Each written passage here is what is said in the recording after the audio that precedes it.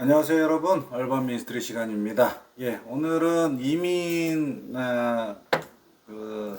대해서 살펴보면서 이민 가정의 어떤 문제들, 이민을 오시는 분들의 가정의 문제들을 한번 생각해 보겠는데, 주로 이제 이민 오신 한국 가정들을 위주로 살펴보도록 하겠습니다.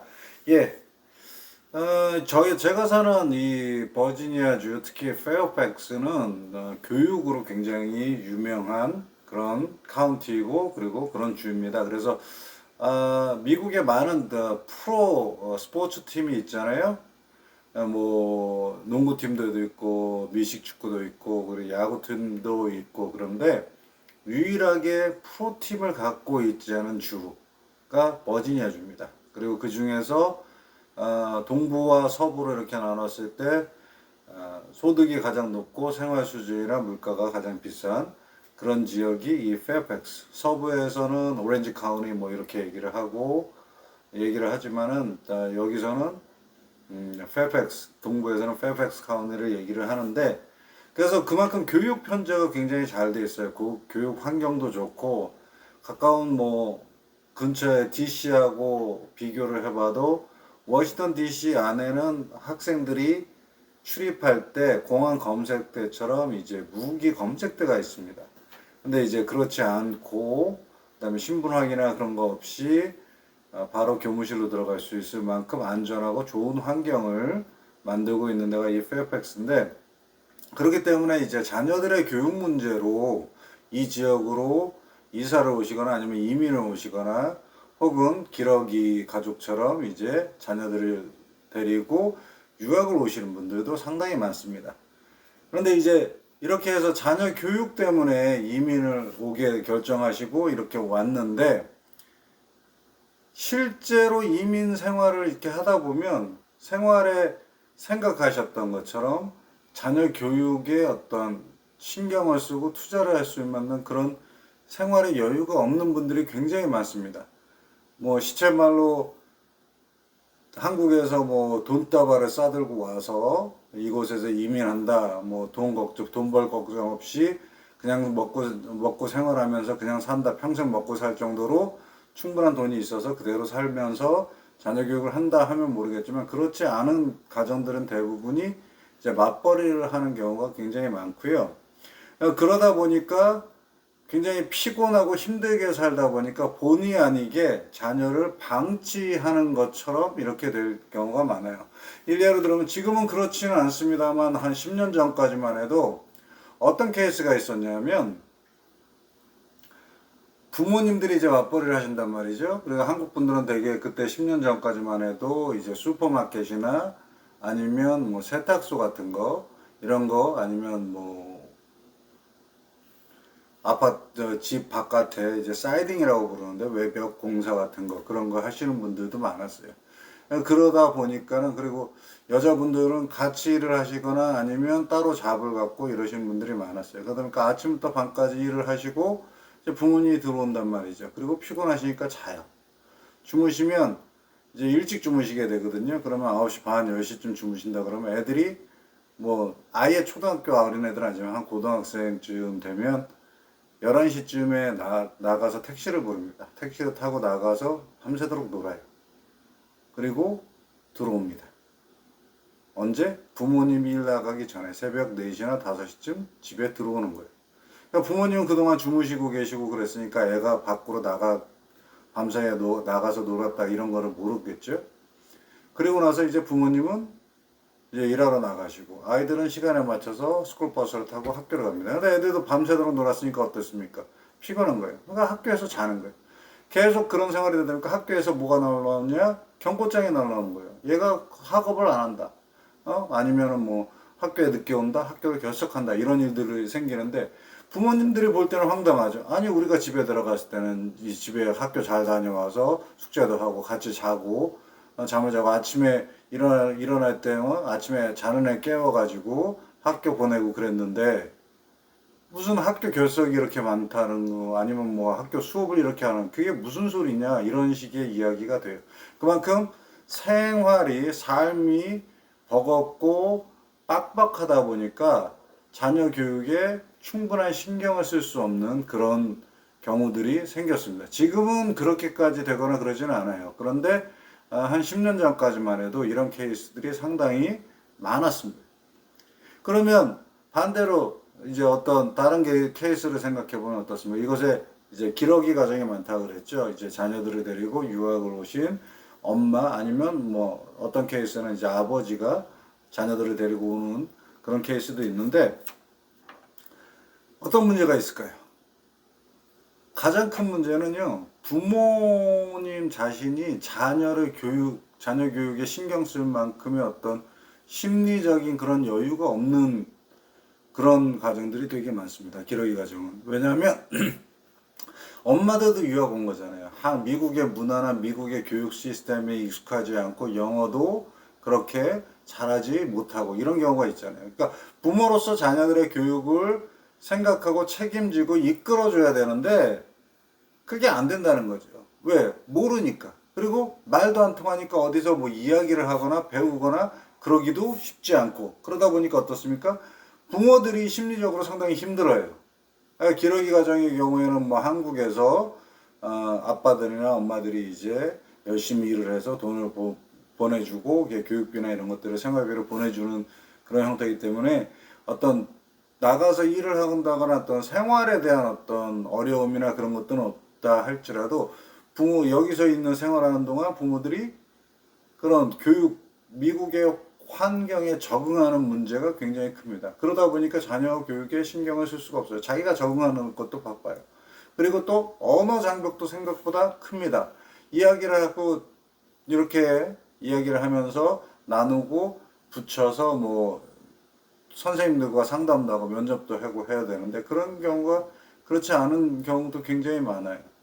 그러니까 그것을 위해서 페어팩스에서는 뭐 여러 가지 그런 서비스를 합니다. 리아종이라고 그래서 교육 전문가들이 이제 학부모들과 같이 짝을 이루어서 그 학부모들을 이끌고 뭐 교육이나 그런 학부모 회의나 이런 데서 통역도 해주면서 이렇게 여러 가지로 적응을 도와주고 그러기도 하는데 사실상 이곳에 와 있는 이민자들 가정의 수에 비해서 그 협력을 도와주는 그런 분들의 숫자가 굉장히 적죠. 그래서 충분한 그런 도움이나 어떤 부모들, 특히 개인적인 심리적인 문제는 그 리아종들이 도울 수가 없거든요. 자녀 교육 문제만 학교랑 면담을 하든가 아니면 선생님이랑 이렇게 같이 교육 프로그램이나 그런 건 자녀의 적응 문제를 이렇게 돕는 정도지 부모들의 심리 문제나 아니면 정신적인 건강 문제에 대해서 뭐 그렇게 신경을 써주거나 그러지는 못해요. 그러니까 충분한 케어는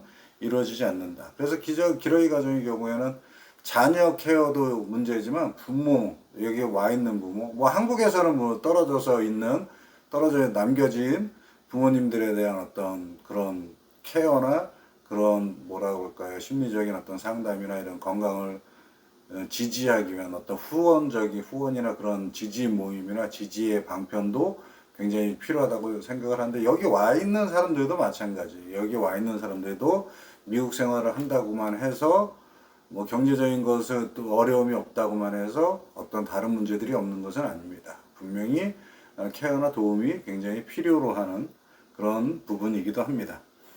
그러면 이렇게 해서 부모님들이나 교육과정, 그러니까 여러분 생각을 좀 잘 하셔야 돼요. 자녀 교육을 위해서 이민을 한다 할 때 무턱대고 하지 마시고 전체적인 어떤 상황이나 자녀 교육 환경, 내가 이민 가고자 하는 지역의 교육 환경이라든가 아니면 교육을 위해서 내가 생활을 할 때 예상이 되는 어려움이나 적응 문제나 이런 것들을 찬찬히 좀 신중하게 살펴보시고 결정을 하셔야 될 것 같습니다. 예, 그런 이후에 이제 이민 가족들이나 가정들이 또 문제가 생기는데 대표적인 문제는 그거 같아요. 부모와 자녀들 간의 어떤 갈등 문제가 생겨요. 한국에서는 뭐 세대 차이 이런 얘기가 있겠지만은요, 여기서는요, 뭐가 있냐면 세대 차이도 물론 존재합니다. 세대 차이도 존재하는데 그거보다 더 크게 또 바탕에 작용하는 것이 뭐냐면 문화적 차이가 존재를 해요. 왜? 부모님들은 한국에서 자라서 한국의 사고방식과 한국의 전통과 한국의 문화를 몸에 밴 채로 미국에 오시거든요. 근데 1.5세나 2세대, 그러니까 부모님들이 데리고 온 자녀들, 어렸을 때 데리고 온 자녀들이나 아니면 여기 미국에서 태어난 2세대의 경우에는 그대로 미국적인 문화에서 자라게 됩니다. 그러니까 한국 부모님하고 자녀들하고 이렇게 딱 얘기를 할 때 대화가 안 되는 거예요. 일단은 첫 번째는 뭐예요? 언어가 다르니까, 주된 언어가 다르니까 대화가 안 돼요. 부모님들은 한국어를 쓰고, 그리고 자녀들은 영어가 더 편하니까 대화가 안 돼요.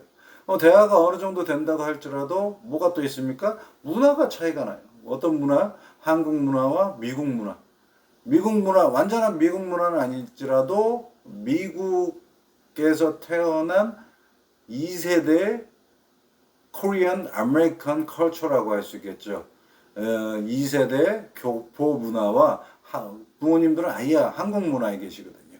그러니까 이 문화적인 차이가 큽니다. 이 문화적인 차이와 함께 세대 차이가 어떻게 되는 게 섞이는 거예요. 그러니까 갈등이 더 힘들죠. 더 많습니다.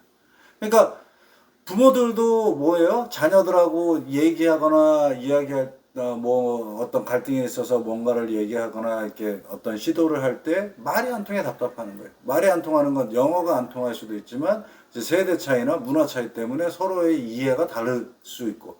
근데 이와 반대로 또 자녀들도 마찬가지입니다. 자녀들도 겠어요? 똑같이 느껴요. 왜? 말이 안 통한다고 느끼는 거예요. 내 문화를 못 이해하고 내 사고방식을 부모가 받아주질 않는다. 이렇게 생각하기도 하고, 또 나는 영어로 이야기하는데 부모님들은 내가 제대로 알아듣지도 못하는 어려운 한국말을 써서 한국말로 이야기를 한다. 이런 식의 어떤 갈등들이 생겨나게 됩니다.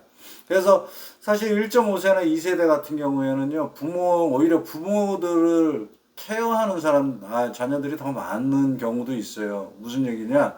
같은 시기에 같이 아이들을 데리고 미국에 왔다고 할지라도 아이들이 영어를 배우고 습득하는 속도하고 부모들이 영어를 배우고 습득하는 속도가 다릅니다. 그러다 보니까 어떻게 돼요? 한 초등학교 아이들은 이제 이민이나 유학 온 지 한 3년, 4년, 초등학교 졸업하고 중학교쯤 되면 영어를 굉장히 잘하게 돼요. 영어로 의사소통하는데 문제가 없게 되거든요. 그러니까 부모들이 영어가 안 돼서 필요한 얘기들을 자녀들이 가서 얘기하는 거예요. 해석해주고 풀어주고 도와주는데 점점 어떻게 됩니까? 자녀들이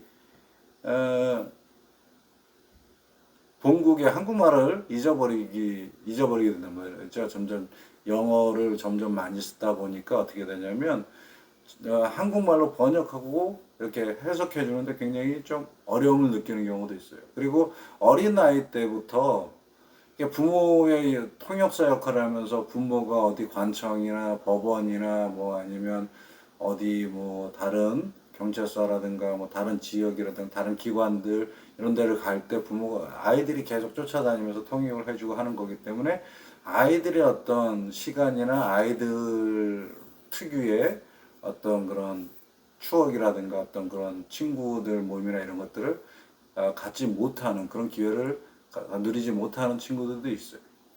자, 그러면 1.5세대, 2세대들은 그러면 또 가정 내에서만 문제가 있느냐? 밖에서는 문제가 없느냐? 역시 밖에서도 문제가 생길 수 있습니다. 이민가정에. 1.5세대 하나 2세대, 아시안 계통의 1.5세대나 2세대를 부르는 속칭이 있어요.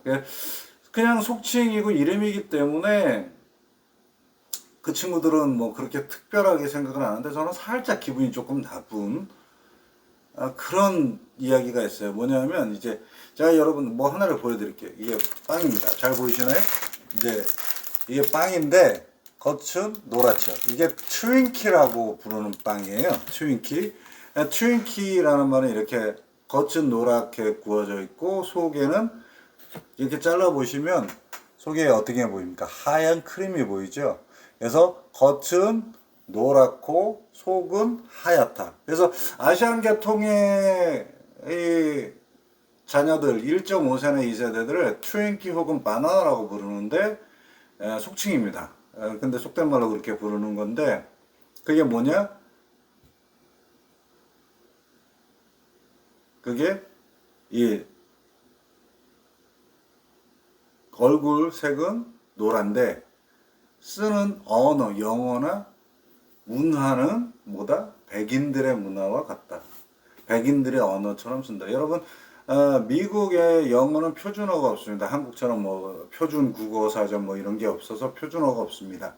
그래서 백인들의 언어가 따로 영어나 그 상황이 따로 있고요. 그 다음에 흑인들의 영어들이 따로 있습니다. 그 흑인들이 쓰는 영어를 에버닌이라고 그러는데 에버닌 같은 그런 영어를 쓰기도 그래서 좀 구분이 좀 돼요. 영어 발음이나 영어 어휘라든가 아니면 쓰는 방식이라든가 그런 것들이 조금 구분이 되기도 하고 말하는 톤이나 억양도 구분이 좀 됩니다. 그런데 아시안들은 자기들이 노란색, 곧 컬러, 유색 인종이면서 그들이 갖고 있는 생활의 방식이나 문화나 말하는 언어 표현들은 뭐처럼 한다?